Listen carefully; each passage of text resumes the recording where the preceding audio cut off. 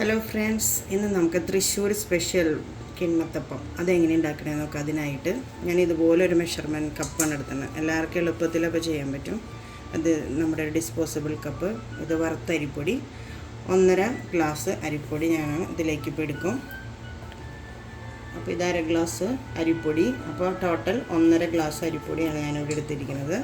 ഇനി നമുക്ക് അടുത്ത ഇൻഗ്രീഡിയൻസ് ഷുഗറാണ് ചേർക്കേണ്ടത്. 3/4 കപ്പ് ഷുഗർ. ഈ സെയിം കപ്പിൽ തന്നെയാണ് ഞാനിവിടെ എടുത്തിരിക്കുന്നത്. 3/4 കപ്പ് ഷുഗർ ചേർത്ത്. നെക്സ്റ്റ് ഇൻഗ്രീഡിയൻറ്റ് തേങ്ങാപ്പാൽ. അത് 1 ഗ്ലാസ് മേലെ ഒഴിക്കണം. 1-ാം പാലും 2-ാം പാലും മിക്സ് ചെയ്ത് ടോട്ടൽ 1.25 കപ്പ് വരെ നമുക്കിതിലേക്ക് ചേർക്കാം. നേരത്തെ 1 കപ്പ് ഞാൻ ചേർത്തിട്ടുണ്ടായിരുന്നു. നമ്മുടെ ഇനിയും ഒഴിക്കുമ്പോൾ നമ്മൾ സൂക്ഷിച്ച് ഒഴിക്കണം. കാരണം നമ്മളിപ്പോൾ ഇതിൽ എത്ര അരിപ്പൊടി ചേർത്തിട്ടുണ്ട് അതിനനുസരിച്ച് ഇളക്കി ചേർക്കണം. ഇനി മിക്സ് ചെയ്യുമ്പോൾ ഒത്തിരി വെള്ളമായാലും നമുക്ക് പ്രോബ്ലം വരും. അപ്പോൾ നമുക്കൊരു തവി എടുത്തിട്ട് ഇതുപോലെ നമുക്കൊന്ന് പതുക്കെ ഇളക്കി നോക്കാം. ഒത്തിരി ലൂസാവാനും പാടില്ല. എന്നാൽ അപ്പത്തിൻ്റെ മാവിൻ്റെയൊക്കെ ആ ഒരു കൺസിസ്റ്റൻസിയിൽ വേണം നമ്മൾ ചെയ്തെടുക്കാനായിട്ട്.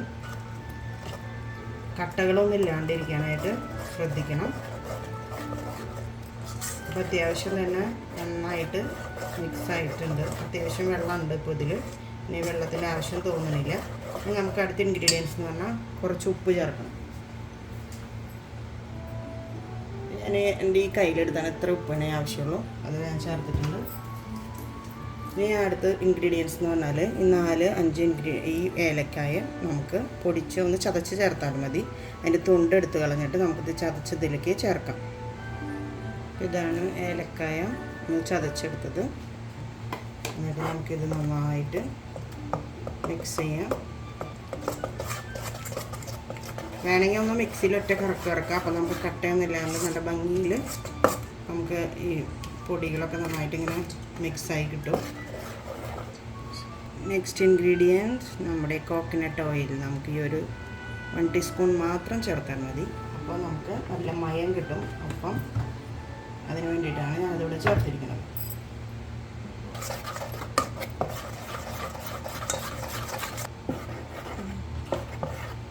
അപ്പോൾ ഇതാണ് ഇതിൻ്റെ ഒരു കൺസിസ്റ്റൻസി എന്ന് പറഞ്ഞാൽ. ഇതുപോലെ നന്നായിട്ട് ഇങ്ങനെ മിക്സാക്കി നമ്മളെടുത്താലാണ് ഇതിൻ്റെ കട്ടയൊക്കെ ഉടഞ്ഞാൽ നല്ല സ്മൂത്തായിട്ട് കിട്ടുള്ളൂ. അപ്പോൾ നമുക്കിത് കലക്കി മിക്സ് ചെയ്ത് നമ്മൾ ഒത്തിരി സമയമൊന്നും എടുത്ത് വെക്കേണ്ട. ഇപ്പോൾ തന്നെ നമുക്ക് ഉണ്ടാക്കിയെടുക്കാം. അതിനായിട്ട് നമുക്കൊരു ഇഡ്ഡലി ചെമ്പിൽ ഒരു പ്ലേറ്റ് ഇറക്കി നമുക്കൊന്ന് എണ്ണ തടവിയിട്ട് ആ പ്ലേറ്റിലേക്ക് ഒഴിച്ചു കൊടുത്തിട്ട് വേണം നമ്മളത് വെക്കാനായിട്ട്. അപ്പോൾ ഞാനിപ്പോൾ അതിനുള്ള പരിപാടി നോക്കട്ടെ. ഇതുപോലെ ഒരു ഇഡ്ഡലി ചെമ്പിൽ നമുക്കിതുപോലെ വെള്ളം വെച്ചിട്ട് നമുക്കിത് നന്നായിട്ട് ചൂടാവാനായിട്ട് അനുവദിക്കുക. അപ്പോൾ നമ്മൾ ചൂടായി ഇതിലാവി പോകുമ്പോൾ നമുക്ക് ഈ പ്ലേറ്റിൽ മാവ് ഒഴിച്ചിട്ട് നമുക്കിതിലേക്ക് വെക്കാവുന്നതാണ്. എണ്ണ തടവിയത് അല്ലെങ്കിൽ നമുക്ക് നെയ്യോ എണ്ണയോ ഇതിലേതെങ്കിലും ഒരെണ്ണം നമുക്ക് ചെയ്തെടുക്കാം. അപ്പോൾ നമ്മൾ ഇതുപോലെ എണ്ണ തടവിയതാണ് ഞാൻ വെച്ചേക്കുന്നത്. ഇതിലേക്ക് ഇറക്കി വയ്ക്കാം. നമ്മൾ ഇതിലേക്ക് ചൂടായ ഒരു പാത്രത്തിലേക്ക് നമ്മൾ ഈ മാവ് ഒഴിച്ച് വെക്കുമ്പോൾ നമ്മുടെ കൈ കൊള്ളാൻ സാധ്യതയുണ്ട്. അപ്പോൾ നമ്മൾ ഇങ്ങനെ വെച്ചാൽ മതി. ഒത്തിരി കട്ടിയിലല്ല ഈ അപ്പം ഉണ്ടാക്കുന്നത്. വളരെ കനം കുറച്ചിട്ടാണ്. അപ്പോൾ അതിനുള്ള മാവ് ഞാൻ ഒഴിക്കുള്ളൂ. ഒഴിച്ചാൽ മതിയാവും.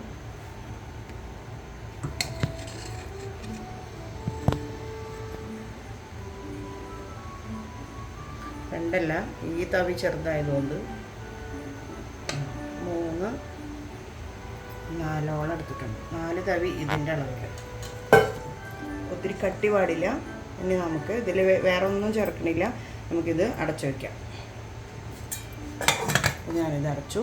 ഇനി നമുക്കിത് ആവി വരണവരെ വെയിറ്റ് ചെയ്യാം. അപ്പോൾ ഞാനിപ്പോൾ ഇതൊരു 5 മിനിറ്റ് കഴിഞ്ഞു. ഞാൻ തുറന്ന് നോക്കട്ടെ. ആവി കാരണം ഈ ക്യാമറയിലേക്ക് അടിക്കുന്ന കാരണം നിങ്ങൾക്ക് പെട്ടെന്ന് ക്ലിയർ ആവില്ല.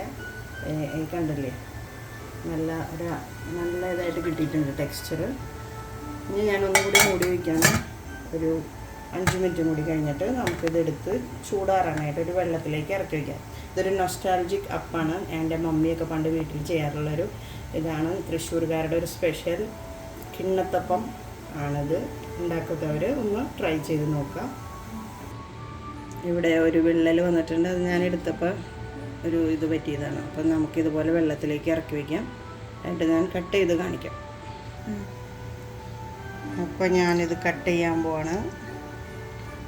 ഭയങ്കര കനം കുറവാണ്. ആദ്യം ഇങ്ങനെ മുറിച്ചു, പിന്നെ ഇങ്ങനെ, പിന്നെ ഇങ്ങനെ,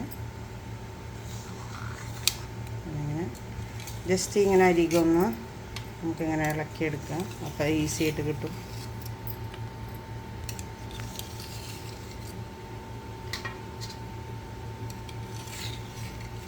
അപ്പം ഞാൻ നിങ്ങൾക്കൊരു ചെറിയ പീസ് ഇങ്ങനെ എടുത്ത് കാണിക്കാം.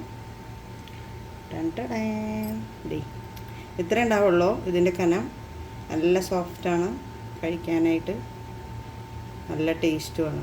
അപ്പോൾ ഞാൻ കഴിച്ച് നോക്കിയിട്ട് പറയാട്ടെ. ഇപ്പോൾ നമ്മുടെ തൃശ്ശൂർ സ്റ്റൈൽ കിണ്ണത്തപ്പം റെഡി. അപ്പോൾ ഞാനൊരു സെർവിങ് പ്ലേറ്റിലേക്ക് മാറ്റി. കണ്ടില്ലേ, ഇതാണ് നമ്മുടെ കിണ്ണത്തപ്പം. അപ്പോൾ എല്ലാവരും ഒന്ന് ട്രൈ ചെയ്ത് നോക്കാം. Thank you.